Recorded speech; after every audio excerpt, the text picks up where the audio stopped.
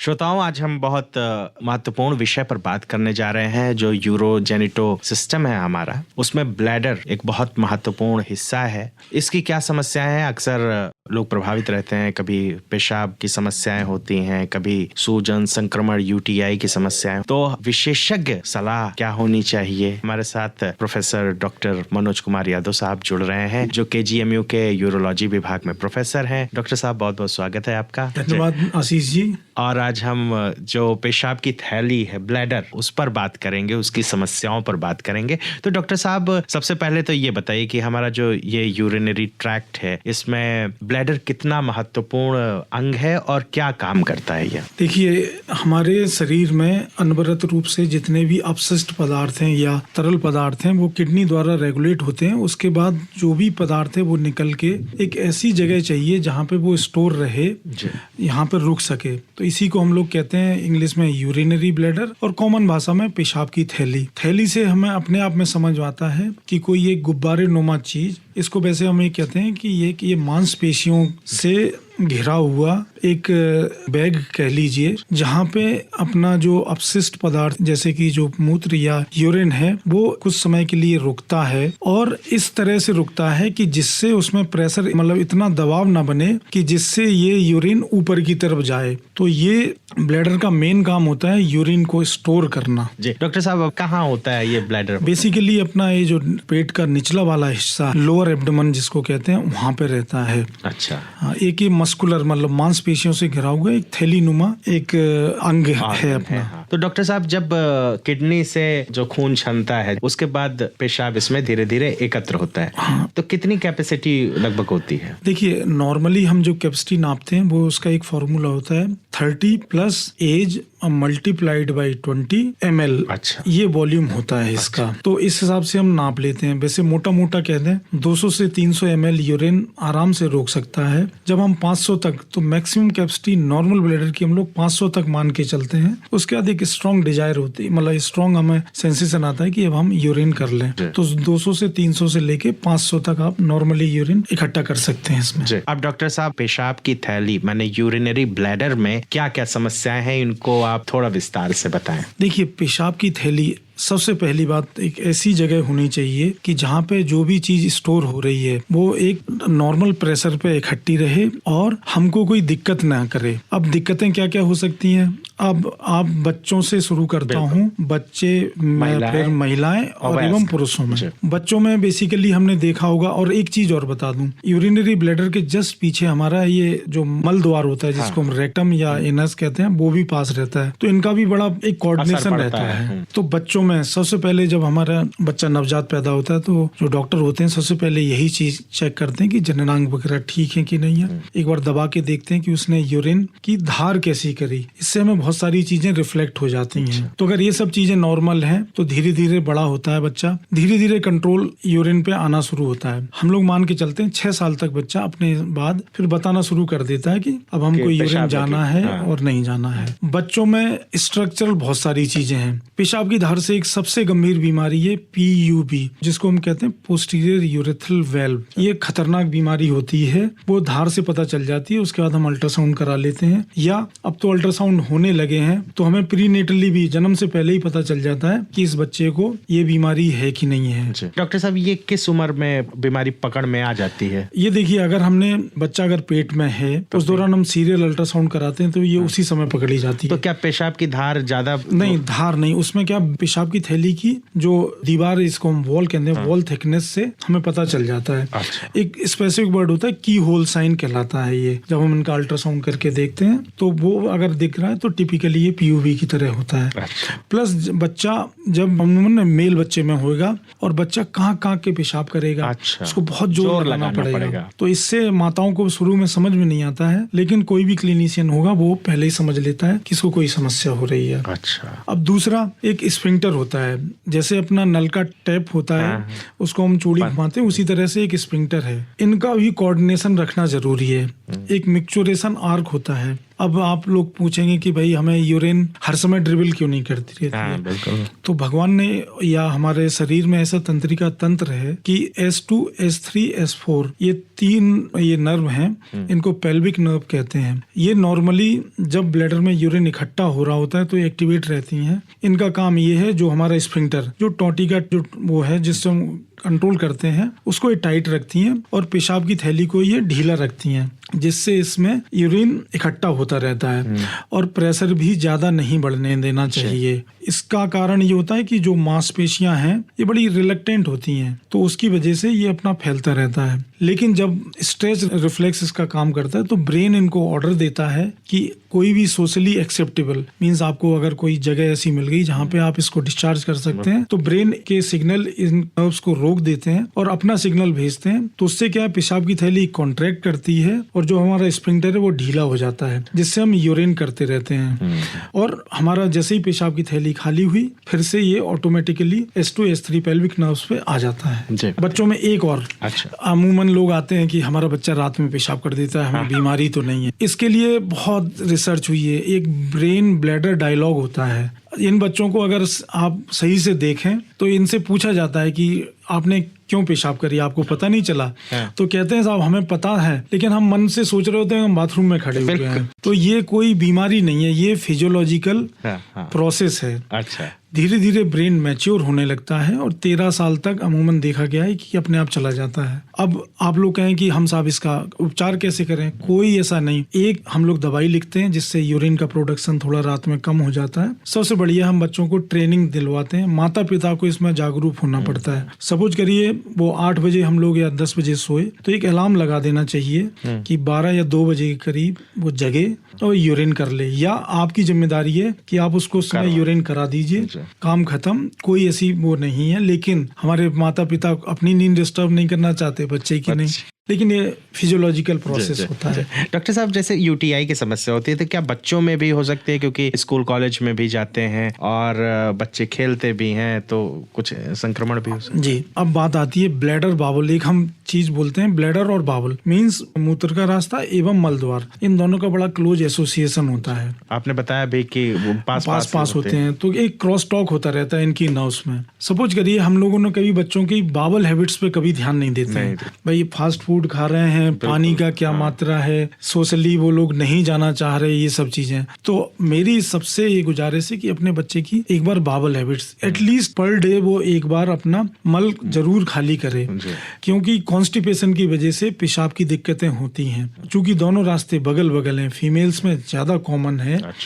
तो इसकी वजह से सबसे पहले बावल को सही से रखें बच्चों में। और जब हम इंसिडेंस देखते हैं तो शुरू में बच्चों में यूटीआई के चांसेस ज्यादा होते हैं, लेकिन जैसे जैसे एडोलेसेंट की तरफ बढ़ते हैं थोड़ा घटता चला जाता है, बशर्ते उनको कोई भी स्ट्रक्चरल डिसऑर्डर ना हो या न्यूरोलॉजिकल डिसऑर्डर ना हो। एक वर्ड होता है, जैसे मैंने बताया, ब्लैडर पेशाब की थैली और उसके स्फिंक्टर का इनकोऑर्डिनेशन अगर होता है तो DSED कहलाता है। उस समय दिक्कतें रहती हैं। तो अब आप पूछेंगे हमें वॉच क्या करना? सबसे पहले वॉच करना है कि बच्चे की बावल हैबिट्स कैसी हैं। उसकी बावल हैबिट्स को हमें रेगुलराइज करना है। और उसको फिर एक नया हम लोग वर्ड यूज करते हैं कि बच्चे को हम क्लीन अपना ब्लैडर खाली करने के लिए उसको एक चीज हम सिखाएं। तो इसको हम लोग अपने यहाँ भी जो की फैमिली हाइजीन के साथ साथ उसको बताएं कि भैया 3 घंटे से 4 घंटे के बीच में एक बार आप ब्लैडर खाली कर रहे हैं। तो इस चीजों से बचाया जा सकता है। थोड़ा सा अगर हम ध्यान दें, जैसे हमें अच्छी आदतें सिखाई जाती है ना कि बड़ों से कैसे बोलना है, उसी तरह से इन दोनों चीजों कहीं ना कहीं साइडलाइन रहता है। बिल्कुल, यूरिनरी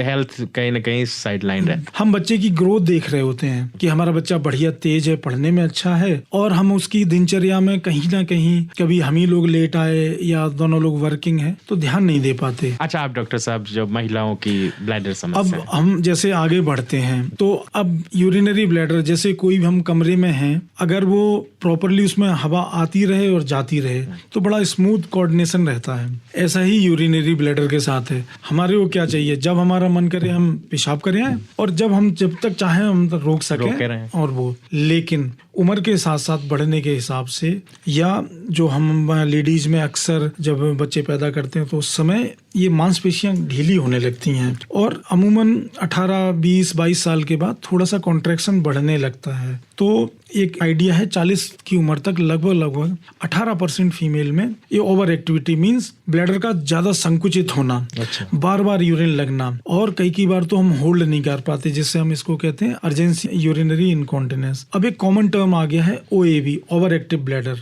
हुआ क्या, जिस पेशाब की थैली को बिल्कुल शांत रहना चाहिए था जब पेशाब आ रही थी, अब वो धीरे धीरे विद द एजिंग और रिसेप्टर के चेंजेस की वजह से थोड़े से भी यूरिन को सेंस करने लगता है। सेंस करते ही इतनी तेजी से कॉन्ट्रैक्ट होने लगती है मसल्स कि हम यूरिन होल्ड नहीं कर पाते। ये बहुत कॉमन समस्या है। लोग सोचते हैं हमको UTI हो गया, ये हो गया। अब UTI और ओवर एक्टिव ब्लैडर को हम इसी तरह से वो करते हैं। UTI में जलन ज्यादा रहेगी, उसमें भी बार बार पेशाब जाना पड़ेगा, जलन रहेगी, यूरिन का कलर चेंज होगा, कभी कभी रेडनेस भी आ जाएगी, तो उसको हमें ध्यान देना होता है इसको दोनों को बदलने में। अब ओवर एक्टिव ब्लैडर में हमें एंटीबायोटिक चलाने की कोई जरूरत नहीं है, वैसे भी एंटीबायोटिक हार्मफुल भी है, रेजिस्टेंस डेवलप कराता है, बहुत सारी चीजें। इसमें ओवर एक्टिव ब्लैडर में केवल और केवल हमको एक बहुत तेज अर्ज लगेगी कि हम अपने पेशाब को कंट्रोल नहीं कर पाएंगे और बार बार हम पेशाब जाएंगे। इसका सिंपल इलाज है अपने डाइटरी मॉडिफिकेशन, जैसे अगर आप कैफीन ज्यादा लेते हैं, चाय ज्यादा लेते हैं, आपकी बावल हैबिट सही नहीं है, ये चीजें सही करिए। विद द एज हमारी जो पेल्विक मसल्स हैं, जहाँ पे यूरिनरी ब्लैडर है, ये मसल्स हमारी ढीली पड़ने लगती हैं, तो उसके लिए हम लोग कीगल्स एक्सरसाइज करवाते हैं। अब चूंकि क्या हो गया, मोस्टली हमारा सिटिंग का काम है, तो हमारी पेल्विक मसल्स अब उतना काम नहीं करते। पहले हम लोग पालती लगा के बैठते थे, तो उससे हमारे पेल्विक मसल्स कुछ काम करती रहती थी, तो इनको स्ट्रॉन्ग करना है। फिर कुछ दवाइयां जैसे एंटीकोलिनर्जिक्स वगैरह देते हैं, तो उससे कंट्रोल हो जाता है। लेकिन इसको और UTI को हमें डिस्टिंग्विश करना आना चाहिए, इसलिए कोई अच्छे यूरोलॉजिस्ट के पास जरूर संपर्क करें। डॉक्टर साहब, अब मेल्स में हमारी जो यूरेथ्रा है वो लगभग 20 सेंटीमीटर की होती है, और जैसे ही पेशाब की थैली के नीचे आते हैं तो प्रोस्टेट ग्रंथि होती है। अब एज वाइज भी प्रोस्टेट कभी भी परेशान कर सकती है और कभी नहीं करेगी। अब जैसे अगर हमारा यंग एडल्ट्स हैं, मतलब 50 से पहले के लोग हैं, उनमें एक सबसे बड़ी बीमारी होती है प्रोस्टेटाइटिस, प्रोस्टेट का इन्फेक्शन होना। इनमें भी मूलभूत कारण न्यूरोलॉजिकल में, तंत्रिका तंत्र में कोई ऐसी चीज हो उसकी वजह से, या हमारा कोऑर्डिनेटेड कभी यूरिन नहीं, लॉन्ग टाइम तक हमने यूरिन को होल्ड करा, हमने सही मात्रा में पानी नहीं पिया, तो ये चीजें उसको असर डालती हैं। तो ये प्रोस्टेटाइटिस यंग एडल्ट्स में हो सकती है। उसकी वजह से क्या होता है, जब पेशाब में जलन होगी तो ऑटोमेटिकली हमारी पेशाब की थैली में को खाली करने में हमें दिक्कत होगी, तो हम जोर लगाएंगे और पेशाब को होल्ड करने की कोशिश करेंगे। तो इसमें सिस्टाइटिस होना, यूरेथ्राइटिस होना, ये सब चीजें ये इन्फेक्टिव चीजें हैं। प्रॉपरली हम लोग यूरिन कल्चर कराते हैं, बढ़िया से उनकी हिस्ट्री लेते हैं, पूरा न्यूरोलॉजिकल एग्जामिनेशन करते हैं, उसके बाद सही हो जाती है। अब जैसे ही हम 50 के बाद चलते हैं तो हमारी ये प्रोस्टेट ग्रंथि है वो बढ़ना शुरू हो जाती है। तो एक सिंपल सा सॉल्यूशन है, किसी भी बहते हुए पानी में अगर कोई चीज रुकावट पैदा करेगी तो पानी रुकेगा। तो जैसे जैसे हम आगे बढ़ते हैं तो हमारी पेशाब का फ्लो कम होने लगता है। अब ये नहीं कि हर पुरुष को हो, एक रेशियो होता है, किसी को होता है किसी को नहीं होता है। वार्निंग साइन यही है कि हमको अगर पेशाब करने में ज्यादा जोर लगाना पड़ रहा है, या हम बार बार पेशाब करने जा रहे हैं, या हमारा पेशाब का फ्लो कम हो गया है। अब इसको कैसे नापेंगे? कॉमन प्लेस पे आप यूरिन करिए, अगर आपके साथ वाला जल्दी चला गया, आप देर में गए, तो थोड़ा सा आप सोच लीजिए कि कुछ चल रहा है। अमूमन लोग आते हैं, एज वाले होते हैं, अरे वो कहते हैं डॉक्टर साहब हमारे पास तो बहुत सारा टाइम है, हमें कोई दिक्कत नहीं है। ठीक है, आपको कोई दिक्कत नहीं है, लेकिन आपकी पेशाब की थैली इसको झेल रही है। कैसे? अब किसी चीज पे आप ज्यादा दवा बनाएंगे तो उसकी दीवारें मोटी, जिसकी वॉल थिकनेस कहते हैं, वो होने लगती है। फिर उसमें स्ट्रक्चरल चेंजेस, छोटी छोटी थैलियां, सेक्यूल्स, या फिर बाद में आपका क्या नाम कहते हैं, डाइवर्टिकुला वगैरह बनने लगते हैं, जिससे यूरिन आप ज्यादा स्टोर करने लगते हैं। कोई भी अपशिष्ट पदार्थ को अगर आप ज्यादा रोकते हैं तो आपको इन्फेक्शन के चांसेस बढ़ने लगते हैं। तो इसलिए ये पुरुषों में भी ये रहता है। अब दूसरा, ओवर एक्टिव ब्लैडर भी पुरुषों में हो सकता है, महिलाओं में आपने जो महिलाओं में वो उनमें भी होता है, बस रेशियो थोड़ा सा 12% तक रहता है। ये भी स्ट्रक्चरल चेंजेस की वजह से आता है, या विद द एजिंग ये हमारा जो नर्वस सिस्टम है या तंत्रिका तंत्र है, ये इनकोऑर्डिनेट हो जाए।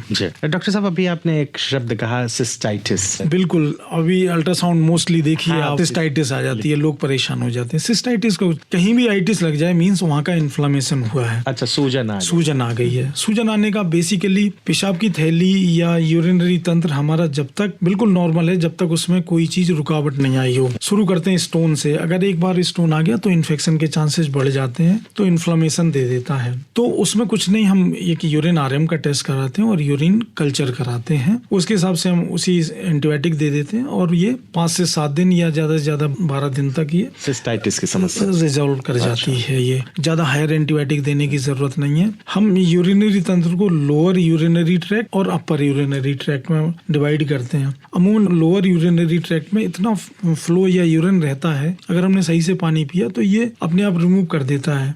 लेकिन अगर अपर जैसे पाइलोनेफ्राइटिस हो गई या कोई चीज हो, थोड़ा सा ब्लैडर से किडनी वाला, वो थोड़ा सा रिस्की हो जाता है। अच्छा डॉक्टर साहब, मान लीजिए कि नली में ही कुछ रुकावट है आगे, वो स्कैरी है, तो क्या करेंगे? उससे कुछ भी हो सकता है फिर आपका। उससे प्रोस्टेटाइटिस भी हो सकती है, उससे आपका सिस्टाइटिस, इवन अगर इतना ज्यादा प्रेशर बढ़ गया तो आपके दोनों गुर्दों में सूजन भी आ जाती है, जिसको हम बैक फ्लो, जिसको हाइड्रोयूरोट्रोनेफ्रोसिस कहते हैं। बेस्ट तरीका यही है कि आप अपने आप को जज करिए कि आप जैसे पेशाब पहले कर रहे थे, कहीं भी उसमें ज्यादा टाइम या पेशाब की धार पतली हो गई है। एक सिंपल टेस्ट होता है, उसमें कुछ नहीं करना, एक यूरोफ्लो होता है, उससे हम लोग बता देते हैं कि ये न्यूरोजेनिक ब्लैडर है, ये स्ट्रिक्चर है, या ये ब्लैडर आउटलेट ऑब्स्ट्रक्शन, मतलब ये प्रोस्टेट ग्रंथि बढ़ने की वजह से फ्लो में दिक्कत आई है। तो एक सिंपल यूरोफ्लो और अल्ट्रासाउंड, नॉन इन्वेजिव टेस्ट, मतलब आपके शरीर में कुछ नहीं करना, जो करना है आपको यूरिन रोकना है, वो मशीन को करना। उससे ग्राफ्स आ जाते हैं, उससे हमें पता चल जाता है। डॉक्टर साहब, ब्लैडर नेक ऑब्स्ट्रक्शन की भी समस्या जी, कुछ इसके बारे में संक्षेप में देखिए। ब्लैडर नेक में क्या होता है, एक प्राइमरी ब्लैडर नेक ऑब्स्ट्रक्शन होता है। अब यही कहा ना आपको, तंत्रिका तंत्र का कोऑर्डिनेशन सही नहीं हुआ, या ब्लैडर नेक के आसपास के जो भी मसल हैं या फाइबर हैं वो इतने स्ट्रांग हो जाएं, तो वो पेशाब की, नेक का मतलब क्या होगा, जहाँ उसका मुंह है, मुंह यूरेथ्रा से जोड़ रहा है, हाँ, वहाँ पे हाइपरट्रॉफी हो जाए या इतना रिलैक्स ना होने पाए कि वो पेशाब को निकलने ही ना दे, तो उसको ब्लैडर नेक ऑब्स्ट्रक्शन कहते हैं। ये महिलाओं में भी हो सकता है, पुरुषों में भी हो सकता है। जी डॉक्टर साहब, जैसे कि कुछ जांचें हम अब रूटीन में हर साल कराते हैं, कहते हैं कि भाई लिपिड प्रोफाइल करा लीजिए, जो रीनल फंक्शन टेस्ट है, यूरो हेल्थ, जो यूरिनरी हेल्थ है, उसमें आप क्या सजेस्ट करेंगे कि कुछ चीजें एक समय के अंतराल पर करा ही लेनी चाहिए? देखिए, सबसे बड़ी बात है अपने यहाँ डायबिटीज और हाइपरटेंशन बहुत ज्यादा बढ़ रहा है। तो जब भी आप शुगर होगी या हाइपरटेंशन होगा तो आपको रीनल फंक्शन कराना ही कराना है, क्योंकि हाइपरटेंशन और डायबिटीज दोनों ही किडनी को भी अफेक्ट करती हैं, और डायबिटीज अपने तंत्रिका तंत्र को भी करती है, उससे ब्लैडर का पता चल जाएगा। तो आजकल आपका जो भी रूटीन स्क्रीनिंग होती है उसमें एक अल्ट्रासाउंड भी लोग करा लेते हैं, बस वहीं से वार्निंग साइन आ जाता है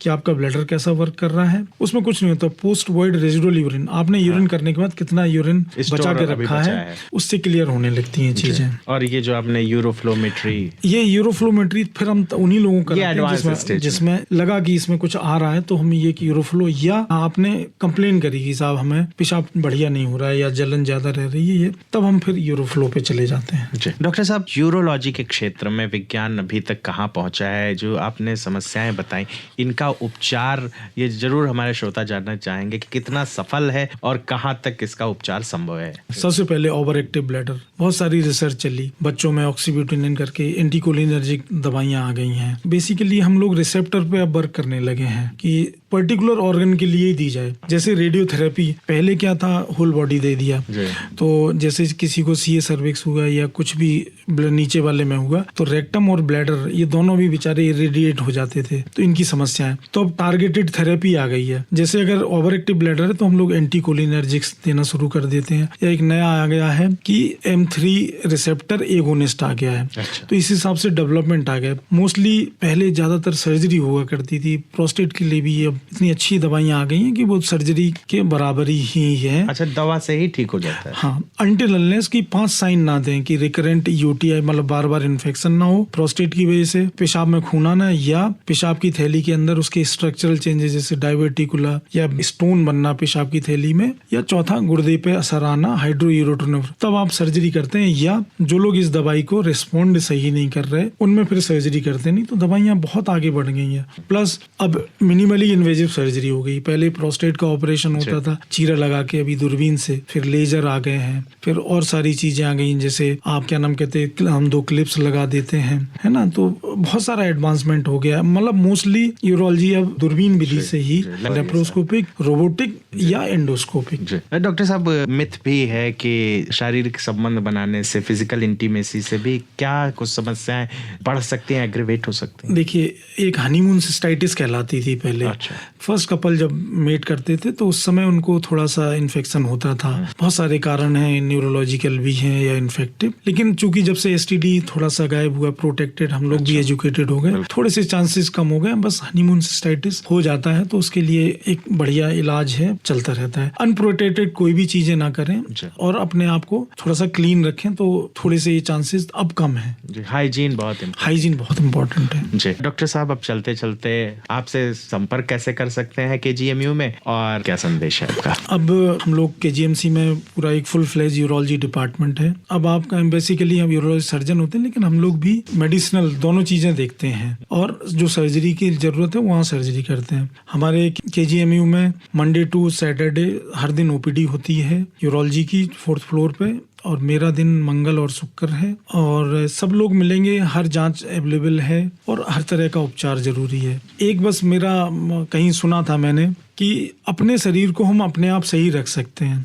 शुगर कंट्रोल रखें, ब्लड प्रेशर कंट्रोल रखें। पेशाब बार बार आ रही तो डॉक्टर से मिलने से पहले अपनी दवाइयों के बारे में जरूर बता दें। एक छोटा सा एग्जांपल देता हूँ। जैसे हम लोग जब ब्लड प्रेशर की दवाई लेते हैं तो एक डायूरेटिक यूज करा जाता है। कई बार अगर हमने रात में ले लिया तो रात में हम बहुत बार यूरिन जाएंगे, तो ये चीजें डॉक्टर को जरूर बताएं कि आप क्या दवाई ले रहे हैं। अच्छा। उससे हमें अपनी दवाइयाँ लिखने में प्लस दवाई के साइड इफेक्ट के बारे में पता चलता है, तो इलाज ज्यादा अच्छा हो जाता है। तो अपनी मेडिकल हिस्ट्री कभी ना छुपाएं कि जो आपका इलाज चल रहा है, उससे हमारा इलाज करने का तरीका भी बदल जाता है और दवाइयों को इंटरेक्शन वगैरह ये सब हम देख लेते हैं तो उस हिसाब से सही चलता है।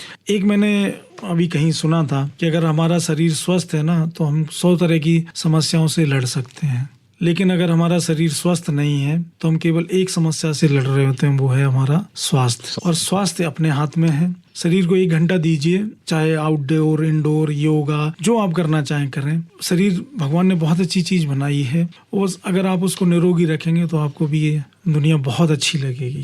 डॉक्टर साहब, बस आपसे एक और चलते चलते कि कीगल एक्सरसाइजेस के बारे में आपने कुछ बताया था। कीगल एक्सरसाइज बेसिकली ये पेल्विक फ्लोर, जो अपने नीचे वाले हिस्से, जो कि आपके मलद्वार और थाइज के ऊपर और लोअर एब्डोमेन के बीच की जो भी मसल्स होती हैं, क्योंकि अभी हम इनको यूज नहीं करते तो कि उसको हम संकुचित करें अपने आप। बढ़िया से वीडियोस डले हुए हैं, या किसी भी फिजियोथेरेपिस्ट या यूरोलॉजिस्ट कोई भी जाएं या न्यूरोलॉजिस्ट, ये लोग कीगल्स एक्सरसाइज इस समय करना चाहिए। किसी भी एक्सरसाइज का फायदा क्या है, जैसे ही हम किसी चीज को कांटेक्ट करते हैं वहाँ का ब्लड फ्लो बढ़ता है। ब्लड फ्लो बढ़ता है तो वहाँ का न्यूट्रिशन बढ़ेगा, और प्लस उनके संकुचन से उनमें एक ताकत आती है।